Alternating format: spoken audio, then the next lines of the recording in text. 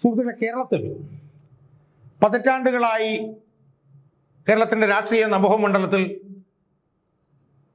നിറഞ്ഞു നിന്ന നിർണായക സ്വാധീനമുള്ള ഒരു തിരുവിതാംകൂർ പാർട്ടിയായിരുന്നു കേരള കോൺഗ്രസ് മാണി ഗ്രൂപ്പ്. നമുക്കറിയാം, കേരളത്തിൽ ഏറ്റവും കൂടുതൽ പിളർന്നിട്ടുള്ള ഒരു പാർട്ടിയാണ് കേരള കോൺഗ്രസ്. പിളരും തോറും വളരുകയും തോറും പിളരുകയും ചെയ്യുന്നു എന്ന് പറയുന്ന ഒരു പാർട്ടിയാണ് കേരള കോൺഗ്രസ്. അതിൽ നിന്ന് എത്രയോ കേരള കോൺഗ്രസ്, ഇപ്പോൾ Kerala Congress Joseph group, Kerala Congress Balakrishna Pillai group, Kerala Congress TM Jacob group, അതൊക്കെയാണ് എൻ്റെ ഓർമ്മയിലുള്ളത്. ഓർക്കാത്ത പല കേരള കോൺഗ്രസ്സുകളും ഉണ്ട്. അതുകൊണ്ട് പിന്നെ അങ്ങനെ വളരും തോറും വളരുകയും ചെയ്യുന്ന ഒരു പാർട്ടിയായിരുന്നു കേരള കോൺഗ്രസ്. എങ്കിലും അതിൻ്റെയൊക്കെ ഇടയിൽ ഒരു പ്രബലമായ ഒരു ഗ്രൂപ്പായി കേരള കോൺഗ്രസ്സുകളിൽ എക്കാലവും നിലനിന്ന ഒരു പാർട്ടിയാണ് കേരള കോൺഗ്രസ് മാണി ഗ്രൂപ്പ്.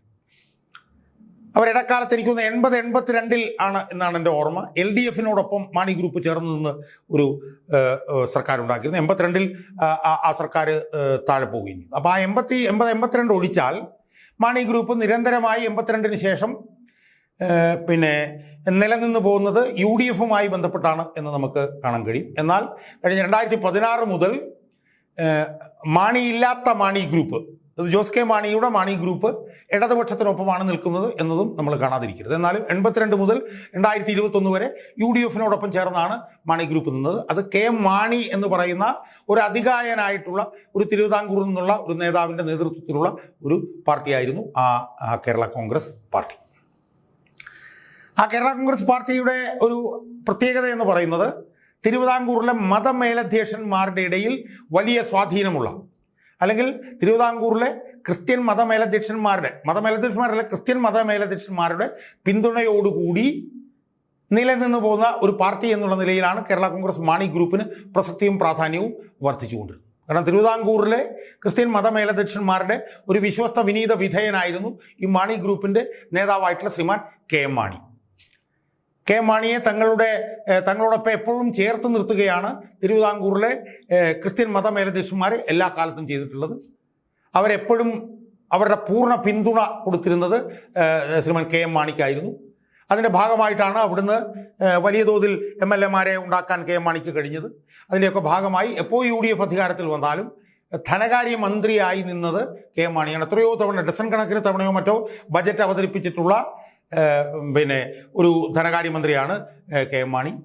KM മാണിക്ക് കേരള കോൺഗ്രസ് മാണി ഗ്രൂപ്പിനെ വളർത്തിയെടുക്കാൻ കഴിഞ്ഞത് ക്രിസ്ത്യൻ മതമേലധ്യക്ഷന്മാർ മാണി ഗ്രൂപ്പിന്, അല്ലെങ്കിൽ മാണി ഗ്രൂപ്പിനെന്നല്ല KM മാണിക്ക് നൽകിക്കൊണ്ടിരുന്ന അളവില്ലാത്ത നിസ്തുലമായിട്ടുള്ള പിന്തുണയായിരുന്നു. അതിൻ്റെ ഭാഗമായിട്ടാണ് UDF എപ്പോൾ അധികാരത്തിൽ വന്നാലും പിന്നെ UDFിൽ നിർണായക പ്രാധാന്യമുള്ള ഒരു മന്ത്രിസ്ഥാനത്തോടുകൂടി KM മാണി UDFിൽ ഒരു പ്രധാനപ്പെട്ട നേതാവായി നിലനിന്ന് പോകുന്നത്. വലിയൊരു അതികായനായിരുന്നു, വലിയൊരു തന്ത്രജ്ഞനായിരുന്നു.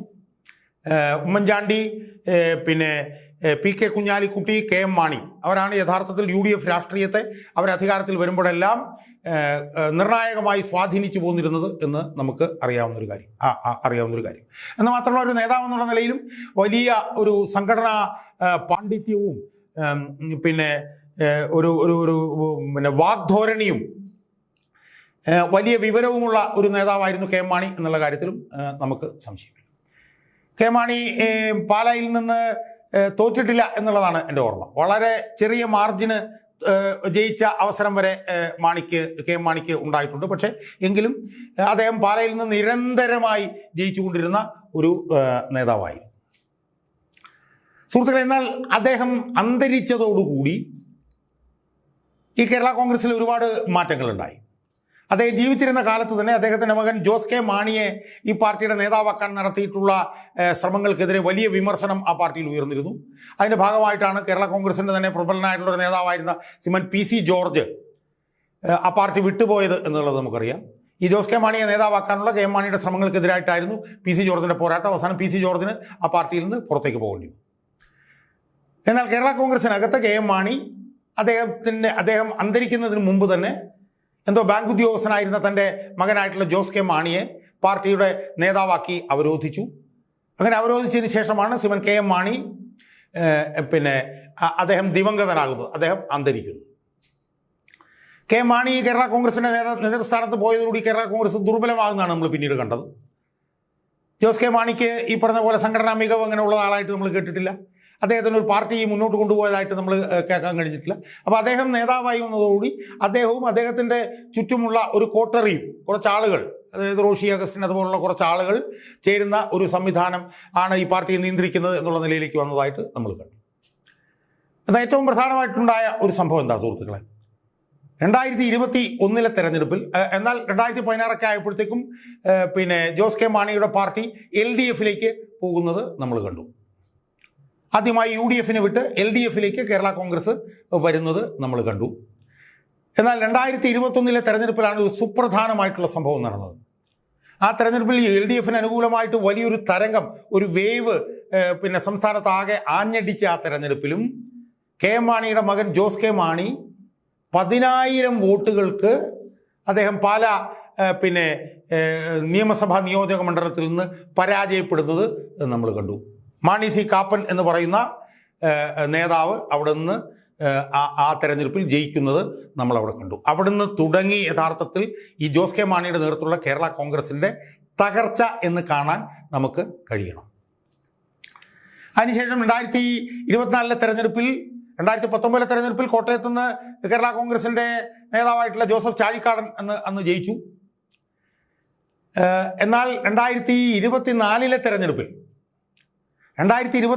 തെരഞ്ഞെടുപ്പിൽ ജോസ് കെ മാണിയുടെ നേതൃത്വത്തിലുള്ള കേരള കോൺഗ്രസിൻ്റെ സ്ഥാനാർത്ഥി കോട്ടയം ലോക്സഭാ നിയോജക മണ്ഡലത്തിൽ തോൽക്കുന്നത് നമ്മൾ കണ്ടു. അവിടെ നിരന്തരം ജയിച്ചുകൊണ്ടിരുന്നവരാണ്. അവിടെ മാണി ഗ്രൂപ്പിൻ്റെ സ്ഥാനാർത്ഥിയായിട്ടുള്ള ജോസഫ് ചാഴിക്കാടൻ തോൽക്കുകയും ജോസഫ് ഗ്രൂപ്പിൻ്റെ സ്ഥാനാർത്ഥിയായിട്ടുള്ള ഫ്രാൻസിസ് കെ ജോർജ് അവിടുന്ന് സാമാന്യ നല്ല ഭൂരിപക്ഷത്തിന് ജയിക്കുകയും ചെയ്തു.